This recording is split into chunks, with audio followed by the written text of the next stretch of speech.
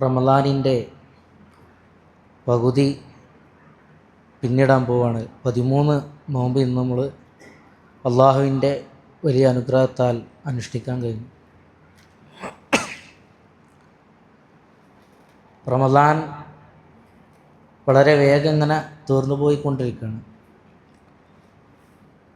റമദാനിൻ്റെ ഒരു പ്രത്യേകത എന്നത് വന്നതിലേറെ വേഗത്തിൽ അത് തീർന്നു പോകും എന്നുള്ളതാണ്.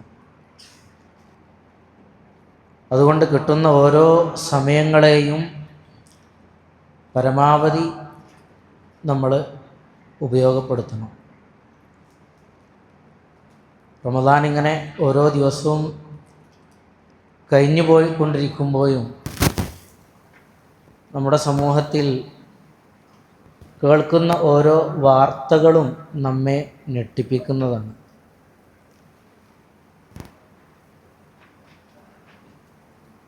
ഓരോ ദിവസത്തെ പത്രങ്ങൾ എടുത്തു നോക്കിയാൽ തന്നെ ആ കാര്യങ്ങൾ നമുക്ക് ബോധ്യപ്പെടും. ഓരോ കുറ്റകൃത്യങ്ങളിലും മുസ്ലിം നാമമുള്ള പേരുകളാണ് നമ്മൾ കേട്ടുകൊണ്ടിരിക്കുന്നത്. ഇതിന് എന്തുണ്ട് പരിഹാരം എന്നത് പരിശുദ്ധ ഖുർആനിലേക്ക് മടങ്ങുക എന്നതാണ് ഏകമായ പരിഹാരം. അല്ലാഹു സുബ്ഹാനഹു വ തആല കൃത്യമായി ആ കാര്യം നമ്മെ പഠിപ്പിച്ചു തന്നു. പരിശുദ്ധ ഖുർആൻ ഇറങ്ങിയ മാസത്തിലാണ് നമ്മൾ നിലകൊള്ളുന്നത്. ഷഹ്റു റമദാൻ അല്ലദീ ഉൻസില ഫീഹിൽ ഖുർആൻ ഹുദൻ ലിന്നാസി വ ബയ്യിനാത്തിൻ മിനൽ ഹുദാ വൽ ഫുർഖാൻ. അല്ലാഹു സുബ്ഹാനഹു വ തആല വിശുദ്ധ ഖുർആൻ ഇറക്കിയ മാസം സത്യത്തെയും അസത്യത്തെയും വേർതിരിച്ചുകൊണ്ട് മാർഗദർശനമായിട്ട് അല്ലാഹു ഖുർആനിനെ ഇറക്കി. ഏറ്റവും നല്ലതിലേക്കാണ് ഖുർആൻ നയിക്കുന്നത്. ഇന്ന ഹാദൽ ഖുർആന യഹ്ദി ലില്ലത്തി ഹിയ അഖ്വം. ഖുർആൻ ഏറ്റവും നേരായതിലേക്ക് നയിക്കുന്നു എന്ന് ഖുർആനിലൂടെ അല്ലാഹു സുബ്ഹാനഹു വ തആല പറയാണ്.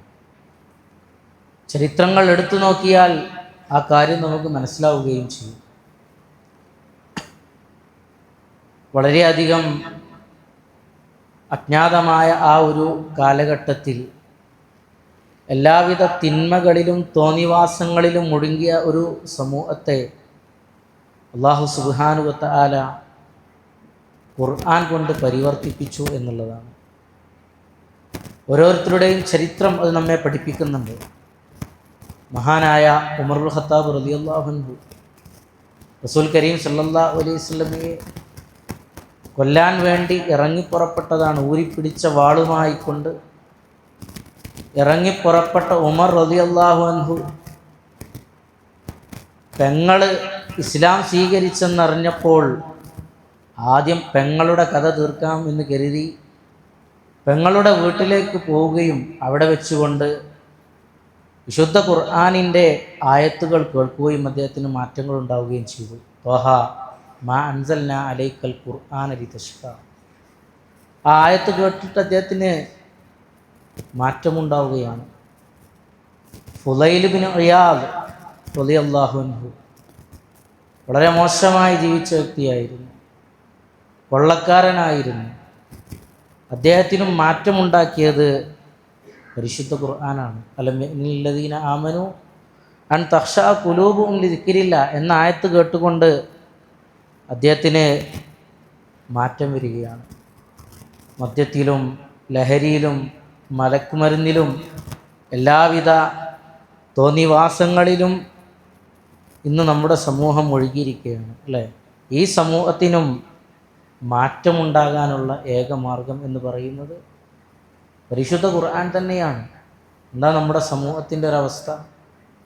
എല്ലാവിധ കുറ്റകൃത്യങ്ങളിലും നമ്മളാളുകളാണ് ഏറ്റവും കൂടുതലായിട്ടുള്ളത്.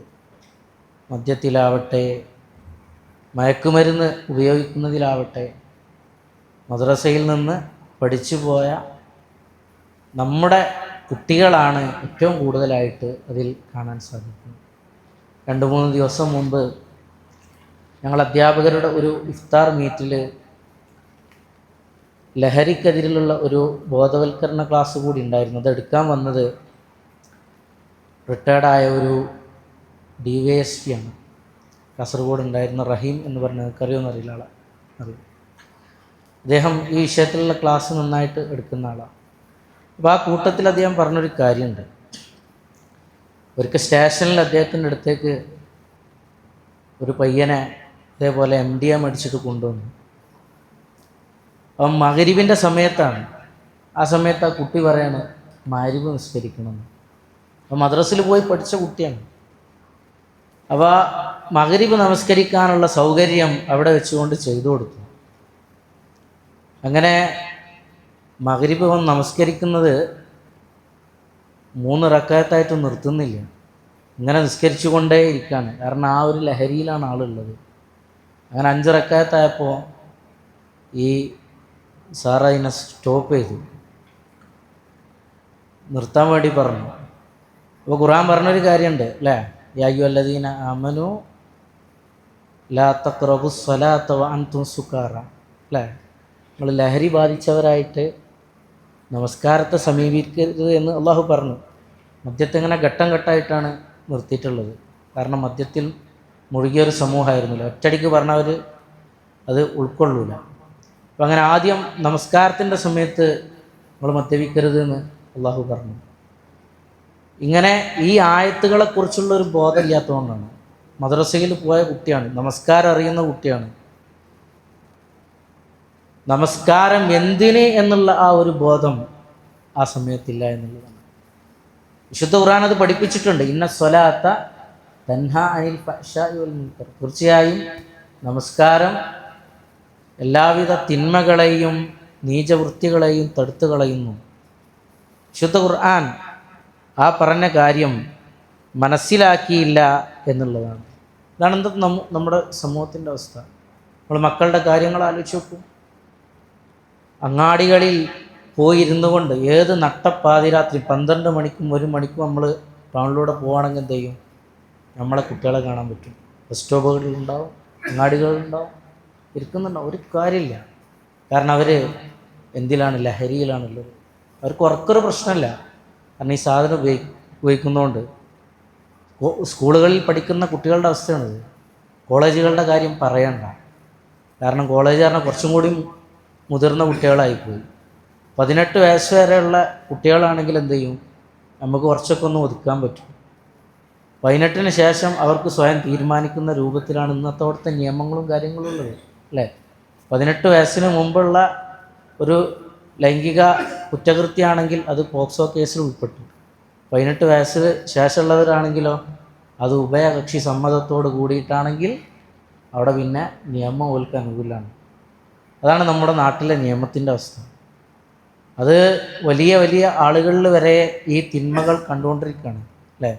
ഇന്ന് അലുമിനി മീറ്റുകളൊക്കെ നമ്മളെ നാട്ടിൽ നടന്നുകൊണ്ടിരിക്കുന്നുണ്ട്. 10ാം ക്ലാസ് കഴിഞ്ഞ ആളുകൾ കുറേ വർഷങ്ങൾക്ക് ശേഷം പഠിച്ച ആളുകൾ ഒരുമിച്ച് കൂടാണ്. പിന്നെ അവിടെ നിന്ന് കാണുകയും ആണും പെണ്ണും തമ്മിൽ ഫോൺ നമ്പർ കൈമാറുകയും പിന്നെ അവർ ചാറ്റിങ്ങും വാട്സപ്പ് ഗ്രൂപ്പുകളാക്കുകയും അങ്ങനെ പിന്നെ ബന്ധങ്ങളായി മാറി അവർ തമ്മിൽ വഴിവിട്ട ജീവിതത്തിലേക്ക് പോവുകയുമായി. ഈ അടുത്തൊരു സംഭവം നമ്മളെ കാസർഗോഡ് ഉണ്ടായിട്ടുണ്ട്. കുണ്ടംകുഴിയിലാണെന്ന് എൻ്റെ ഓർമ്മ, അല്ലേ. അവിടെ ഒരു 55 വയസ്സുള്ള ഒരു സ്ത്രീ ഒരാളൊപ്പം പോയി, കുട്ടികളുണ്ട്. ഒരുപാട് വർഷത്തിന് ശേഷം ഈ അലുമിനി മീറ്റിലൂടെ കണ്ടുമുട്ടിയതാണ്. അങ്ങനെ നമ്പർ കൈമാറി പ്രണയമായി. അങ്ങനെ അവർ തമ്മിൽ പോയി ഒളിച്ചോടിപ്പോയി. അവസാനം ഇതിൻ്റെ ഒരു പ്രശ്നപരിഹാരത്തിനും വേണ്ടിയിട്ട് ഇവരെ പോലീസ് സ്റ്റേഷനിൽ വിളിച്ചു വരുത്തിയപ്പോൾ അവർ പറഞ്ഞത് എനിക്ക് കാമുകൻ്റെ ഒപ്പം പോയാൽ മതി എന്നുള്ളതാണ്. അപ്പോൾ നിയമം അതാണ്. വിവാഹിതരാണെങ്കിൽ പോലും ഇഷ്ടമുള്ളവരോടൊപ്പം പോകാം എന്നുള്ളതാണ് ഇവിടുത്തെ നിയമം. അപ്പോൾ അതിനൊരു മാറ്റം വരണമെങ്കിൽ ഖുർആനിലേക്ക് മടങ്ങൽ മാത്രമാണ് അതിനുള്ളൊരു മാറ്റം. ഇന്ന ഹാദൽ ഖുർആന യഹ്ദി ലില്ലത്തി ഹിയ അഖ്വം. തീർച്ചയായും ഖുർആൻ ഏറ്റവും നേരായതിലേക്ക്, ഏറ്റവും ചൊവ്വായതിലേക്ക് നയിക്കുന്നു എന്ന് അല്ലാഹു സുബ്ഹാനഹു വ തആല പരിശുദ്ധ ഖുർആനിലൂടെ നമ്മെ പഠിപ്പിക്കുകയാണ്. നമ്മളെ സമൂഹത്തിന് മാറ്റം ഉണ്ടാവും അല്ലേ? പോക്കിരിയായ ഉമർ റളിയല്ലാഹു അൻഹുവിനെ മാറ്റിയ ആ ഖുർആൻ ഇന്നത്തെ നമ്മുടെ സമൂഹത്തിനെയും മാറ്റും. ഫുളൈൽ ഇബ്നു ഇയാദ് റളിയല്ലാഹു അൻഹുവിനെ മാറ്റിയ ഖുർആൻ കൊണ്ട് ഇന്നത്തെ നമ്മുടെ സമൂഹത്തെ മാറ്റാൻ കഴിയും എന്നുള്ളത് തന്നെയാണ്, യാതൊരു സംശയവുമില്ല. ഖുർആന് ജനങ്ങൾക്ക് പഠിപ്പിച്ചു കൊടുക്കണം. ഖുർആനിൻ്റെ മാധുര്യം സമൂഹം അനുഭവിക്കണം. അത് അനുഭവിച്ചു കഴിഞ്ഞാൽ അല്ലാഹു സുബ്ഹാനഹു വ തആല പറയുന്നൊരു കാര്യമുണ്ട്, രോമങ്ങളൊക്കെ ഇങ്ങനെ എഴുന്നേറ്റിക്കുന്നു. അല്ലാഹു നസ്സല അഹ്സനൽ ഹദീസി കിതാബൻ മുതശാബിഅൻ തഖ്ശഇറു കിതാബൻ മുതശാബിഅൻ മസാനിയ തഖ്ശഇറു മിൻഹു ജുലൂദുൽ ലദീന യഖ്ശൗന റബ്ബഹും സുമ്മ തലീനു ജുലൂദുഹും. അല്ലാഹു പറയാണ്, ഏറ്റവും നല്ല വർത്തമാനാണ് അല്ലാഹു ഇറക്കിയിട്ടുള്ളത്. ആവർത്തിക്കുന്ന പരസ്പര സാദൃശ്യമുള്ള വചനങ്ങൾ, അത് കേട്ട് കഴിഞ്ഞാൽ റബ്ബിനെ ഭയപ്പെടുന്നവരുടെ ഹൃദയങ്ങളൊക്കെ യഖ്ശൗന റബ്ബഹും, അവരുടെ തൊലികളൊക്കെ ഇങ്ങനെ എഴുന്നേറ്റ് നിൽക്കും, വിറകൊള്ളുന്നതാകും എന്ന് അല്ലാഹു സുബ്ഹാനഹു വ തആല ഖുർആനിനെ കുറിച്ച് പറയുകയാണ്. അപ്പോൾ ഖുർആനിലേക്ക് മടങ്ങാം. തീർച്ചയായും നമ്മുടെ സമൂഹത്തിന് ഒരു മാറ്റമുണ്ടാക്കാൻ സാധിക്കും. ഏറ്റവും മോശപ്പെട്ട ഒരു സമൂഹത്തെ അള്ളാഹു മാറ്റിയത് ഖുർആനിലൂടെയാണ്. വല്ലദീ ബാതഫിൽ ഉമ്മീന റസൂലൻ മിൻഹും യത്ലു അലൈഹിം ആയാതിഹി വയുസക്കീഹിം വയുഅല്ലിമുഹുമുൽ കിതാബ വൽ ഹിക്മ വഇൻ കാനൂ മിൻ ഖബ്ലു ലഫീ ളലാലിൻ മുബീൻ. ഇവിടെ പ്രയോഗിച്ച പ്രയോഗം നോക്കൂ, വ്യക്തമായ വഴികേടിലായിരുന്നു. അങ്ങനെയുള്ള സമൂഹത്തെ അള്ളാഹു മാറ്റിയത് യുദക്കീഹിം വയുഅല്ലിമുഹുമുൽ കിതാബ വൽ ഹിക്മ, അള്ളാഹു ഖുർആൻ കൊണ്ടാണ് അവരെ സംസ്കരിച്ചത് എന്ന് പരിശുദ്ധ ഖുർആനിലൂടെ അല്ലാഹു സുബ്ഹാനഹു വ തആല നമ്മെ പഠിപ്പിക്കുകയാണ്. എന്നിട്ട് ഏറ്റവും ഉത്തമ സമൂഹം കുൻതും ഖൈറ ഉമ്മ എന്നാണ് പിന്നെ അല്ലാഹു സുബ്ഹാനഹു വ തആല അവർക്ക് നൽകിയ സർട്ടിഫിക്കറ്റ്. അപ്പോൾ നമ്മുടെ സമൂഹത്തെ നമ്മൾ ഖുർആനിലേക്ക് കൊണ്ടുവരണം. അതിനുള്ള ആദ്യ പണിയെടുക്കേണ്ടത് എവിടുന്നാ? നമ്മളെ വീട്ടിൽ നിന്നാണ് എടുക്കേണ്ടത്.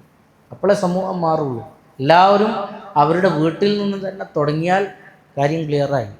എൻ്റെ വീട്ടിലുള്ള എല്ലാവരും ഞാൻ ഖുർആൻ പഠിപ്പിക്കും, എൻ്റെ മക്കളെ ഞാൻ ഖുർആൻ പഠിപ്പിക്കും എന്ന് ഓരോരുത്തരും ഒരു തീരുമാനം എടുക്കണം. പൂർവികരായ ആളുകളൊക്കെ എങ്ങനെ ആയിരുന്നു? അവരുടെ മക്കളെ ചെറിയ പ്രായത്തിൽ തന്നെ അവർ ഖുർആൻ പഠിപ്പിക്കും. 7-8 വയസ്സാകുമ്പോൾ തന്നെ കുട്ടികൾ ഖുർആൻ മനഃപ്പാടമാക്കിയിരിക്കും. ഇന്ന് ആ വിഷയത്തിൽ നമ്മളൊക്കെ എത്ര പിറകിലാണ്. ഇനി മനഃപ്പാടമാക്കാൻ വേണ്ടി എവിടെയെങ്കിലും കൊണ്ടാക്കിയാലോ ഇഫ്ളൊക്കെ കഴിഞ്ഞ് പിന്നെ അതിനേറ്റ് ബന്ധമില്ലാത്തൊരവസ്ഥ. പൂർവികരങ്ങനെ ആയിരുന്നില്ല. അവർ ഖുർആൻ പഠിപ്പിക്കുകയും അതിൻ്റെ ഒരു ഫോളോ അപ്പ് പിന്നെ ഉണ്ടായിരുന്നു. പിന്നെ അതിൻ്റെ ശേഷം അവർ മറ്റു കിതാബുകൾ പഠിപ്പിച്ചിരുന്നു, ഹദീസ് പഠിപ്പിച്ചിരുന്നു, ഫിഖ് പഠിപ്പിച്ചിരുന്നു, അറബി ഭാഷ പഠിപ്പിച്ചിരുന്നു. പിന്നീട് ഭൗതികമായ കാര്യങ്ങളിലേക്കൊക്കെ നിന്നിരുന്നു. പക്ഷെ നമ്മളെന്താ ചെയ്യുന്നത്? ചെറുപ്പത്തിൽ ഖുർആൻ അങ്ങ് പഠിപ്പിക്കും. ഖുർആൻ്റെ അർത്ഥം കുട്ടികൾക്ക് അറിയില്ല. പിന്നെ എങ്ങനെയാണ് ഖുർആൻ അനുസരിച്ചിട്ടുള്ള ഒരു ജീവിതം ക്രമപ്പെടുത്താൻ നമ്മളെ മക്കൾക്ക് സാധിക്കുക? അപ്പോൾ അതുകൊണ്ട് നമ്മൾ ഖുർആൻ കുട്ടികളെ പഠിപ്പിക്കണം, അതിൻ്റെ ആശയം പഠിപ്പിക്കണം. എത്ര കാലമായാലും അതിനേറ്റുള്ളൊരു ബന്ധം ഉണ്ടാക്കിയെടുക്കാൻ നമ്മൾ ശ്രമിക്കണം എന്നുള്ളതാണ്. അതിന് ആദ്യം വേണ്ടൊരു കാര്യമുണ്ട്, നമ്മളിതൊക്കെ പഠിച്ചിരിക്കണം എന്നുള്ളതാണ്. നമ്മൾ മക്കളോട് പറയണമെന്നുണ്ടെങ്കിൽ നമുക്കിതിനെക്കുറിച്ച് കുറച്ച് അറിവാണോ? നമ്മൾ ഖുർആനും പഠിക്കണില്ല, ഒന്നും പഠിക്കണില്ല, വെറുതെ അങ്ങനെ നടക്കുകയാണ്. എന്നിട്ട് മക്കളോടാടാ നീ ഖുർആൻ പഠിക്ക്, നമുക്ക് പറയാൻ അർഹത ഉണ്ടാ? ഇല്ല, അർഹത ഇല്ല. എന്താ ഖുർആൻ പറഞ്ഞത്? യാ അയ്യുഹല്ലദീന ആമനൂ ലിമ തഖൂലൂന മാ ലാ തഫ്അലൂൻ. എന്തിനാ നിങ്ങൾ ചെയ്യാത്ത വെറുതെ പറയണമെന്നുള്ളത്? നമ്മൾ ഖുർആൻ ആദ്യം പഠിക്കണം. നമ്മൾ ഖുർആൻ പഠിക്കൽ നമുക്ക് നിർബന്ധമല്ല. നമ്മളെ സ്വർഗപ്രവേശനത്തിന് നമുക്ക് ഖുർആൻ പഠിക്കൽ നിർബന്ധമായ ഒരു കാര്യമാണ്. അതുകൊണ്ട് നമ്മൾ ആദ്യം ഖുർആൻ നിർബന്ധമായിട്ടും പഠിക്കണം. അതിനുള്ള സൗകര്യങ്ങൾ നമുക്ക് ഇന്നില്ലേ? ഒന്നും വേണ്ട, വീട്ടിലുള്ള അമാനി മൗലവിൻ്റെ തഫ്സീർ മാത്രം നമ്മൾ എടുത്ത് വായിച്ചു നോക്കിയാൽ മതി. ഖുർആൻ പഠിക്കാൻ ഏറ്റവും, കാരണം അറബി ഭാഷയൊക്കെ ഇനി പഠിച്ച് ലെവലായി വരുമ്പോഴത്തേന് ഒരുപാട് സമയം എടുക്കും അല്ലേ? അപ്പോൾ ഏറ്റവും നല്ല സൗകര്യം നമ്മളെ വീട്ടിലുണ്ട്. ഒന്നും വേണ്ട, നമ്മളെ ഫോണിൽ തന്നെ അമാനി തഫ്സീർ പറഞ്ഞാൽ പ്ലേ സ്റ്റോറിൽ നിന്ന് ഡൗൺലോഡ് ചെയ്താൽ കിട്ടും. അത് ഫോണിൽ നമുക്ക് ഏത് സമയത്തും, യാത്രയിലാണെങ്കിലും നമ്മൾ കച്ചവടത്തിൻ്റെ തിരക്കിലാണെങ്കിലും ഏത് സമയത്തും നമുക്കത് പഠിക്കാൻ പറ്റും. ഇതൊന്നും പഠിക്കാതെ ഖുർആനുമായി ബന്ധമില്ല, ദീനുമായി ബന്ധമില്ല എങ്കിൽ നാളെ പരലോകത്ത് അല്ലാഹുവിൻ്റെ റസൂൽ കരീം സല്ലല്ലാഹു അലൈഹി വസല്ലം അള്ളാഹുവിനോട് നമുക്കെതിരിൽ പരാതി പറയും. വഖാല റസൂലു യാ റബ്ബി ഇന്ന ഖൗമി ഇത്തഖദു ഹാദൽ ഖുർആന മഹ്ജൂറ. എൻ്റെ റബ്ബേ, എൻ്റെ സമൂഹം ഖുർആനിനെ പരിഹാസത്തോടെ അപഹാസത്തോടു കൂടിയാണ് സ്വീകരിച്ചത് എന്ന് അള്ളാഹുവിനോട് നാളെ റസൂലുള്ളാഹി സ്വല്ലല്ലാഹി അലൈഹി വസല്ലം നമ്മെക്കുറിച്ച് പരാതി പറയും. അവിടെ പ്രയോഗിച്ച പ്രയോഗതാണ് എൻ്റെ കൗമ് എന്നാണ്. എൻ്റെ സമുദായം ഖുർആനിനെ പരിഹാസത്തോടു കൂടി സ്വീകരിച്ചു. അതുകൊണ്ട് നമ്മൾ ഖുർആൻ നന്നായിട്ട് പഠിക്കുക, നമ്മുടെ വീട്ടുകാരെ അത് പഠിപ്പിക്കുക. അങ്ങനെ ഏറ്റവും ഉത്തമ സമൂഹമായിട്ട് ഖുർആൻ വിശേഷിപ്പിച്ച ആ ഒരു സമൂഹമായിട്ട് നമ്മൾ മാറണം.